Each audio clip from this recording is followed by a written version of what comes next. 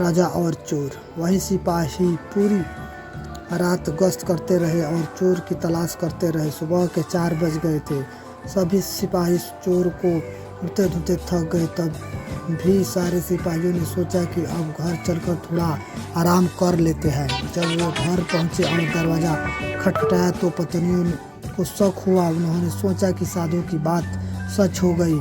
जरूर ये चोर है जो भेष बदल कर आया है। वे जलता हुआ कोयला अपने पतियों पर फेंकने लगी। इससे सारे सिपाही घायल हो गए। उन्हें अस्पताल में भर्ती करना पड़ा। दूसरे दिन राजा को जब सारी बात पता चली तो वह चिंतित हो गया।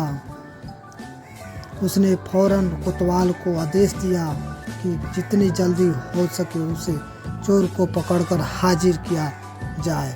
कोतवाल ने शहर में पहरा देना शुरू कर दिया। इस दौरान कोतवाल को एक युवक आता हुआ दिखा। कोतवाल ने उससे लड़के से पूछा, तुम कौन हो? युवक ने कहा, मैं चोर हूँ। कोतवाल को यकीन नहीं हुआ। भला इस तरह कोई खुद को चोर कैसे बता सकता है? उसे लगा युवक मजाक कर रहा है। कोतवाल ने आगे कहा, अगर तुम चोर हो तो चलो, तुम्हें जेल में बंद करने का आदेश मिला है। वह युवक चोर तैयार हो गया। कोतवाल उसे लेकर एक कमरे में गया, जिसे देखकर चोर ने बोला कि कोतवाल साहब, इस जेल को तो कोई भी खोल सकता है। कोतवाल बोला, इसे खोला नहीं जा सकता। चोर बोला, आप अंदर जाइए, मैं बताता हूँ इसे कैसे खोल सकते हैं।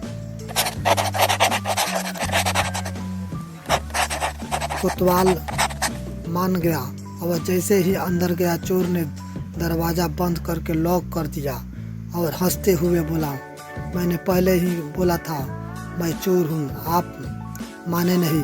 कोतवाल पूरी रात जेल में बंद रहा। सुबह सिपाहियों की मदद से कोतवाल किसी तरह जेल से बाहर आया और राजा के पास पहुंचकर उसने सारी कहानी सुनाई। पूरी बात सुनकर राजा दंग रह गया। अब उसने खुद चोर को पकड़ने का फैसला किया। रात होने पर राजा ने गश्त देना शुरू कर दिया।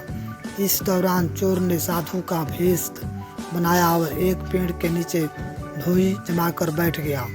गश्त के दौरान राजा इधर उधर के चक्कर काट रहा था। इस दौरान उसने पेड़ के नीचे साधु को बैठा देखा तो पूछा, बाबा, इधर से किसी अजनबी इंसान को जाते देखा है क्या?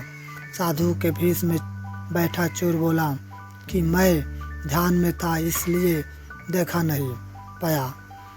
इस दौरान राजा को एक विचार आया। उसने तय किया कि वह साधु की पोशाक पहनकर पेड़ के नीचे बैठकर नज़र रखेगा और साधु चोर को अपने कपड़े पहनना देगा ताकि वह नगर के चक्कर लगा सके। पहले तो चोर इस बात पर राजी नहीं हुआ, लेकिन काफ़ी चर्चा के बाद वह राजा के कपड़े पहनने के लिए तैयार हो गया। राजा साधु के भेष में पेड़ के नीचे बैठ गया। इस दौरान चोर ने राजा के कपड़े पहनने घोड़े पर बैठा और महल जाकर आराम से सो गया।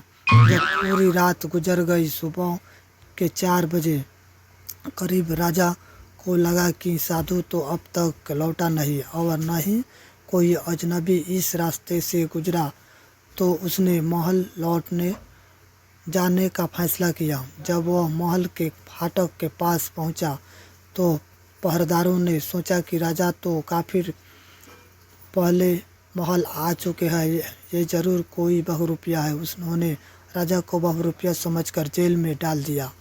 भोर होने पर एक संतरी ने राजा को पहचाना और जेल से बाहर निकाला। वह राजा के पैरों पर गिरकर माफ़ी मांगने लगा। राजा ने उसे माफ़ कर दिया।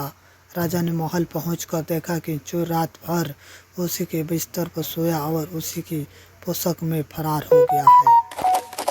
देखिए और आगे बहुत रोमांटिक है। अगले दिन राजा ने ऐलान किया कि अगर चोर उसके सामने आ जाएगा तो उसे बख्श दिया जाएगा, साथ ही उससे इनाम भी दिया जाएगा। चोर वहाँ मौजूद भीड़ से निकलकर बोला कि मैं ही चोर हूँ। सबूत के तौर पर उसने राजा को उसकी पोशाक दिखाई और चोरी का सारा सामान भी वापस कर दिया। राजा ने अपनी वादे के मुताबिक चोर को माफ़ कर दिया। राजा ने भेंट में उसे एक गांव दिया, साथ ही वादा लिया कि भविष्य में वह कहीं भी चोरी नहीं करेगा।